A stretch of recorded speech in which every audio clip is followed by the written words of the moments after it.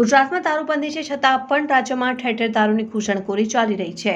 વડોદરા શહેરના ઝોન 4માં આવતા 4 પોલીસ મથકમાં પકડાયેલ અધધ રૂપિયા 3.5 કરોડ ઉપરાંતના દારૂના જથ્થાનો ઉચ્ચ અધિકારીઓની હાજરીમાં નાશ કરવામાં આવ્યો છે।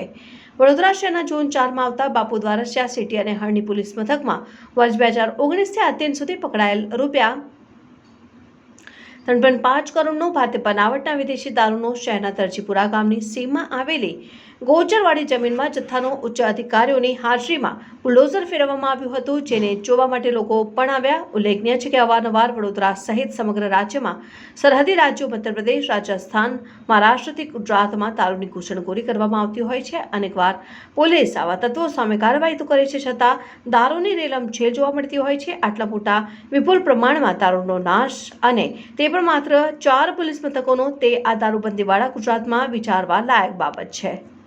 પોલીસ દ્વારા વિવિધ જે પ્રોહિબિશનના કેસો કરવામાં આવેલા એનો જે મુદ્દામાલ હોય છે એ કોર્ટમાંથી મંજૂરી લઈ અને પછી નાશ કરવામાં આવે છે।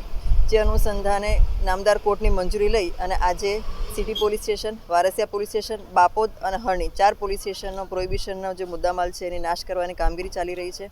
જે અનુસંધાને નશાબંધી અધિકારી તેમજ એસડીએમસી પણ હાજર છે અને ઝોનના તમામ અધિકારી હાજર છે અને એને અત્યારે એ કાર્યવાહી ચાલી રહી છે અને લગભગ 3.5 કરોડનો જે મુદ્દામાલ છે એનો આજે નાશ કરવા જઈ રહ્યા છીએ।